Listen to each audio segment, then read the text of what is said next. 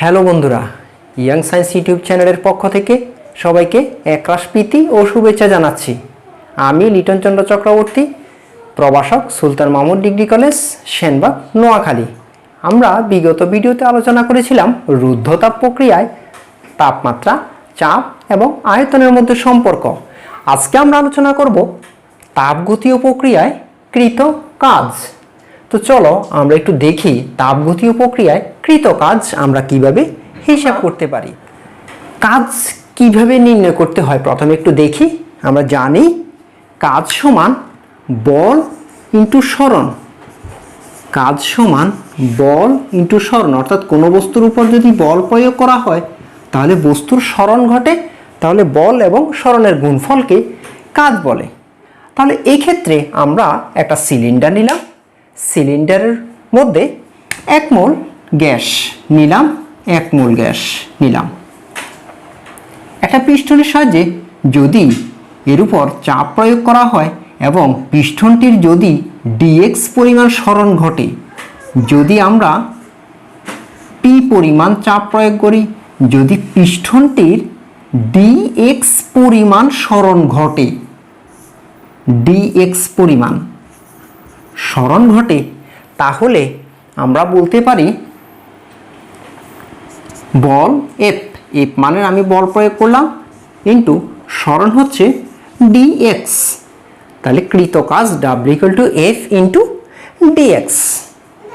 এখন আমরা জানি চাপ সমান বল ডিভাইডেড বাই ক্ষেত্রফল। একক ক্ষেত্রফলে যে পরিমাণ বল তাকে চাপ বলে, তাহলে চাপ সমান F ডিভাইডেড বাই A বা F = PA।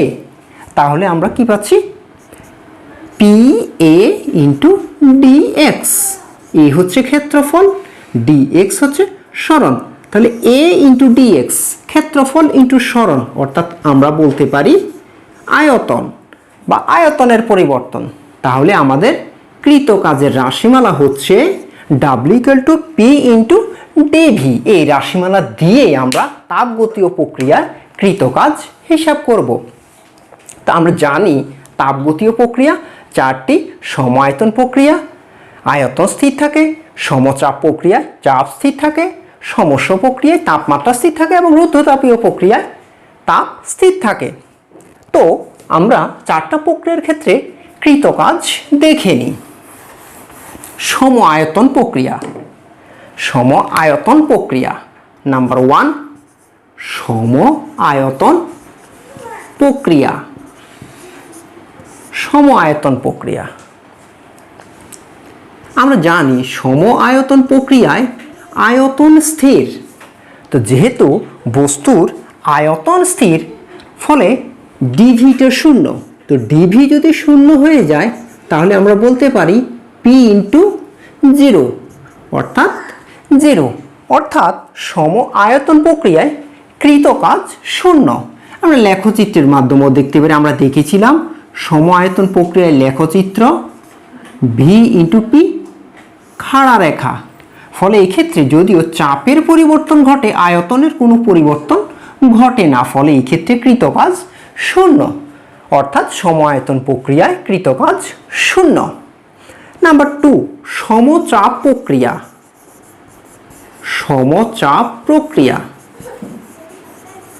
সমচাপ প্রক্রিয়া যে প্রক্রিয়ায় চাপ স্থির তাকে সমচাপ প্রক্রিয়া বলে। তো সমচাপ প্রক্রিয়ার ক্ষেত্রে আমাদের যেহেতু রাশিমালা P আছে, এখানে DP নেই, ফলে W=PdV। তো এই ক্ষেত্রে লেখচিত্রটা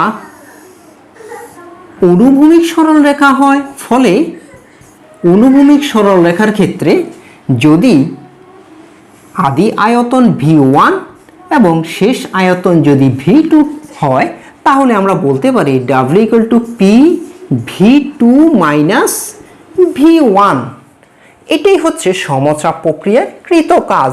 আমরা লেখচিত্রের থেকে বলতে পারি, যেহেতু এটা একটা আয়তক্ষেত্র, আয়তক্ষেত্রের ক্ষেত্রফল দৈর্ঘ্য ইন্টু প্রস্থ, ফলে এই ক্ষেত্রেও দৈর্ঘ্য হচ্ছে P এবং প্রস্থটা যদি V2 - V1 হয়, তাহলে এটাই হচ্ছে সমচাপ প্রক্রিয়া এবং এই প্রক্রিয়ায় কৃত কাজ P into V2 minus V1।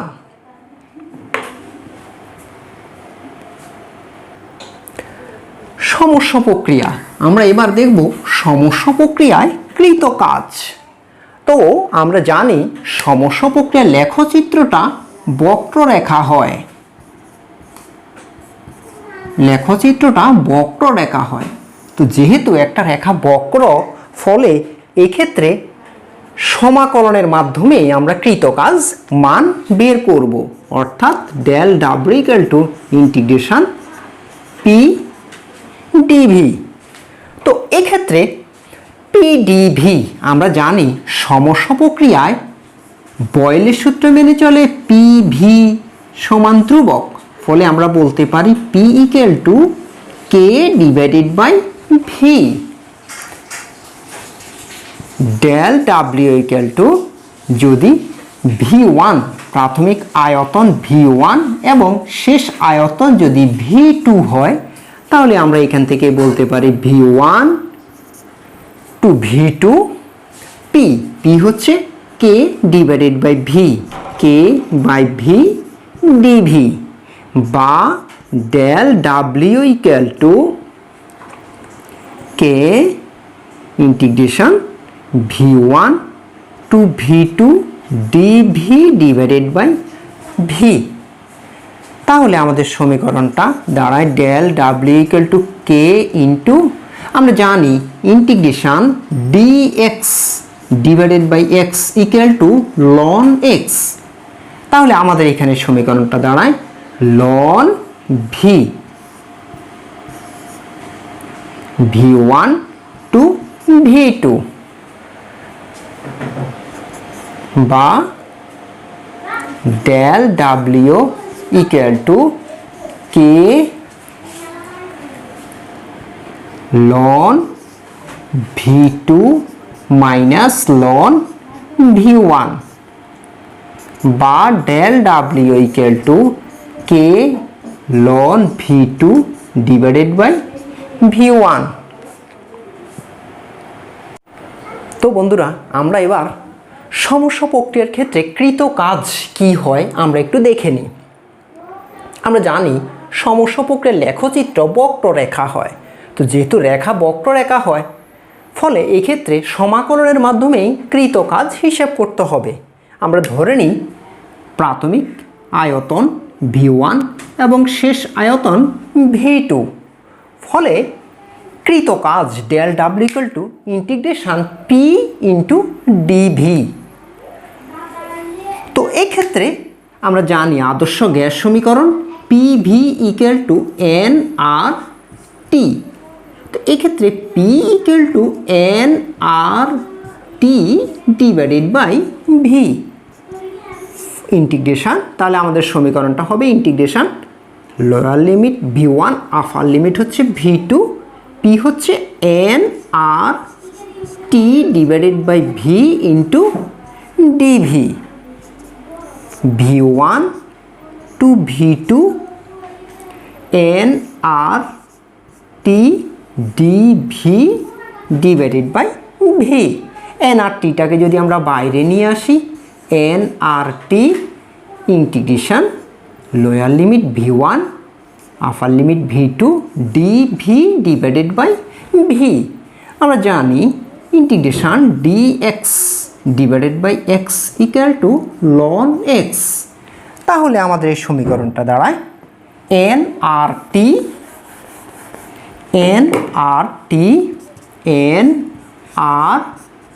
T ln V, V1 to V2। তাহলে N R T ln V2 minus ln V1, ln V2 minus ln V1, বা এটাকে যদি আমরা লিখি N R T ln V2 divided by V1। তো এক্ষেত্রে আমরা বলতে পারি যেহেতু সমস্য প্রক্রিয়ায় তাপমাত্রা স্থির থাকে, আয়তন এবং চাপের পরিবর্তন ঘটে, ফলে এক্ষেত্রে লন V2 এবং V1 এর সাথে P1 এবং P2 এর একটা সম্পর্ক আছে। ফলে এই ক্ষেত্রে আমরা বলতে পারি P1 V1 equal to P2 V2। ফলে এক্ষেত্রে যদি আমরা V2 ডিভাইডেড বাই V1 নির্ণয় করি তাহলে আমাদের হচ্ছে P1 ডিভাইডেড বাই P2। তাহলে এই ক্ষেত্রেও আমরা বলতে পারি আমাদের সমীকরণটা nRT loan P1 divided by P2। এটাই হচ্ছে সমস্য প্রক্রিয়ায় কৃতকাজের রাশিমালা। তো আমরা এবার রুদ্ধতাপ প্রক্রিয়ায় কৃতকাজের রাশিমালাটা একটু দেখে নিই। রুদ্ধতাপ প্রক্রিয়ায় কৃতকাজ। রুদ্ধতাপ প্রক্রিয়া, রুদ্ধতাপ প্রক্রিয়ায় কৃতকাজ। আমরা জানি কৃতকাজ ডেল ডাব্লিউ ইকুয়াল টু, এক্ষেত্রেও লেখচিত্র যেহেতু বক্ররেখা হয় এক্ষেত্রে আমরা সমাকলনের মাধ্যমেই কৃতকাজ হিসাব করতে হবে, ইন্টিগ্রেশন ডিভি। এক্ষেত্রে যদি আমরা ধরে নিই যে V1 থেকে V2-তে গেল আয়তনটা V1 এবং শেষ আয়তনটা V2, তাহলেও এই ক্ষেত্রেও আমরা বলতে পারি integration V1 to V2 P। আমরা জানি রুদ্ধতাপ প্রক্রিয়ায় PV power gamma equal K। তাহলে এক্ষেত্রে P equal K divided by V power gamma. তো এক্ষেত্রে K divided by V power gamma dV,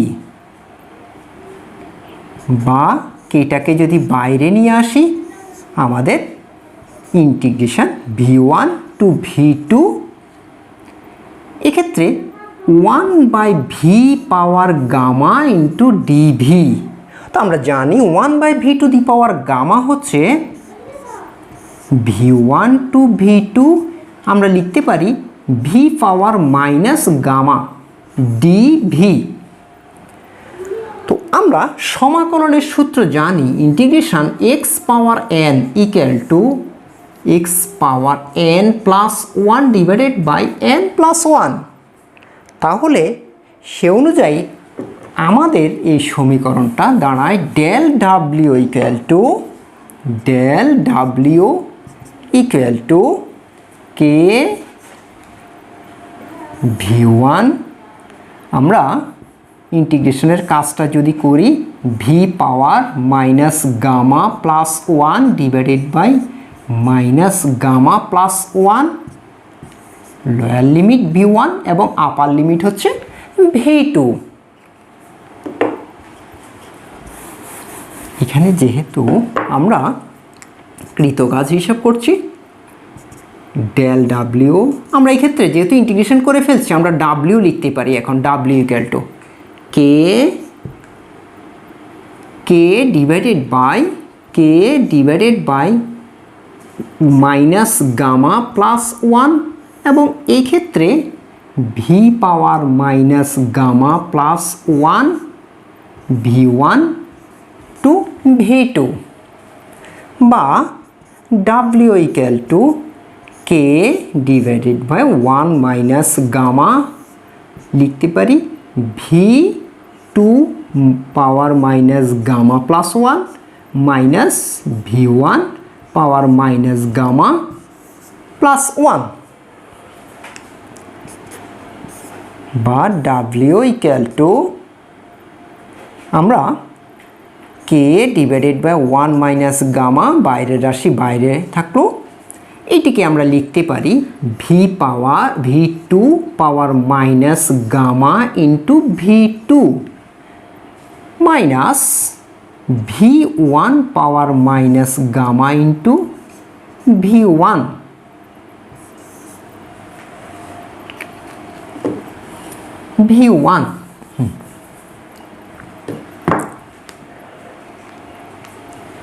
বা ডাব্লিউ ইকুয়াল টু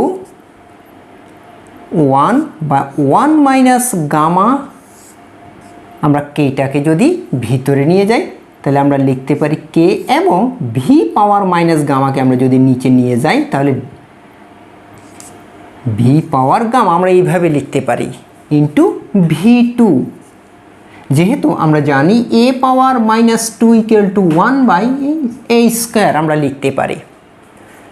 ঠিক পরের রাশিটাকেও আমরা লিখতে পারি K divided by V power gamma into V1। তা আমরা এক্ষেত্রে দেখেছিলাম এই যে সমীকরণটা শুরুতে K divided by V power gamma equal P, ফলে এক্ষেত্রে আমরা কে ডিভাইডেড বাই V2 পাওয়ার গামাকে লিখতে পারি P2। একইভাবে কে ডিভাইডেড বাই V1 পাওয়ার গামাকে আমরা লিখতে পারি P1। তাহলে আমাদের সমীকরণটা হয়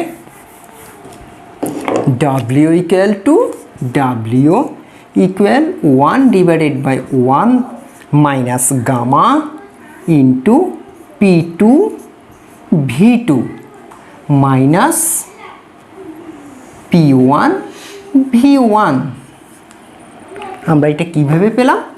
আমরা যেহেতু P equal to K by V power gamma, ফলে এই ক্ষেত্রে P1 ইকুয়াল টু আমরা এই V1 পাওয়ার গামা এবং P2 equal to K divided by V2 power gamma.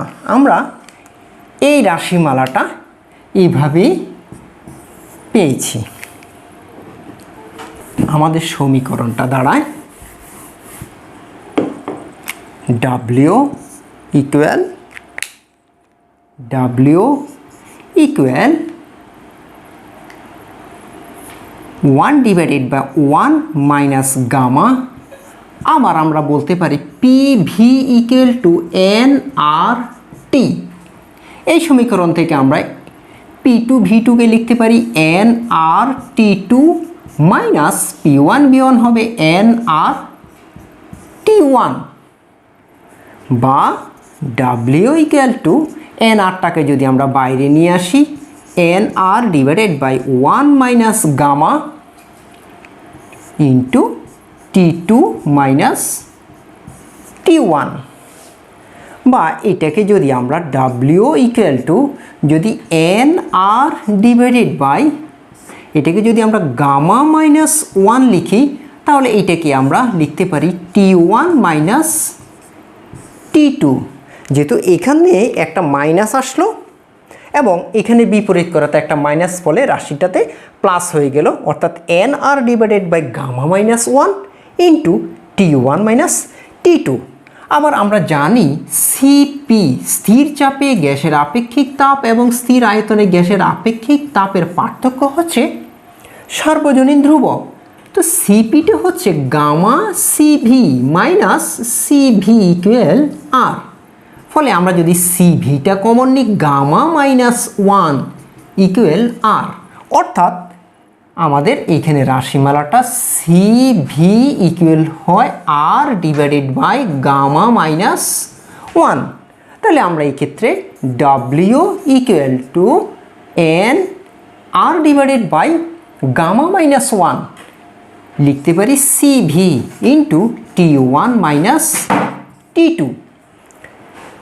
এইটাই হচ্ছে রুদ্ধতাপ প্রক্রিয়ায় কৃত কাজ, অর্থাৎ NCV T1 মাইনাস T2। এটাই হচ্ছে রুদ্ধতাপ প্রক্রিয়ায় কৃত কাজের রাশিমালা। তো বন্ধুরা, আমরা তাপগতীয় প্রক্রিয়া যে 4টা প্রক্রিয়া, সেই 4টা প্রক্রিয়ার যে কৃত কাজ, আমরা কৃত কাজগুলো কি পেলাম? সম আয়তন প্রক্রিয়ায় কৃত কাজ 0, সমচাপ প্রক্রিয়ায় কৃত কাজ P into V2 minus V1, অর্থাৎ চাপ শেষ আয়তন মাইনাস আদি আয়তন, এবং সমস্য প্রক্রিয়া কৃত কাজ W equal two nRT। n হচ্ছে মূল সংখ্যা, R হচ্ছে সর্বজনীন ধ্রুবক, T হচ্ছে তাপমাত্রা, এবং V1 এবং V2 যথাক্রমে আদি আয়তন এবং শেষ আয়তন। এবং রুদ্ধতাপ প্রক্রিয়ায় কৃত কাজ W হচ্ছে NCV into T1 minus T2। এক্ষেত্রে n হচ্ছে মোল সংখ্যা, CV হচ্ছে স্থির আয়তনে মোলার আপেক্ষিক তাপ, T1 হচ্ছে প্রাথমিক তাপমাত্রা এবং T2 হচ্ছে শেষ তাপমাত্রা। ডিয়ার ভিউয়ার্স, আজকের ভিডিও এইখানেই শেষ করছি। আগামী ভিডিওতে তাপগতি ও প্রক্রিয়াকৃত কাজ সংক্রান্ত বোর্ড প্রশ্ন সমাধান ও বিশ্ববিদ্যালয় ভর্তি পরীক্ষার প্রশ্ন সমাধান নিয়ে আসছি। তাই চ্যানেলটি সাবস্ক্রাইব করে বেল আইকনে ক্লিক করে রাখবেন, যেন ভিডিও আপলোড হওয়া মাত্রই আপনার মোবাইলে নোটিফিকেশন পেতে পারেন। সবাইকে আগামী ভিডিও দেখার আমন্ত্রণ রইল। সবাইকে আবারও অনেক অনেক ধন্যবাদ।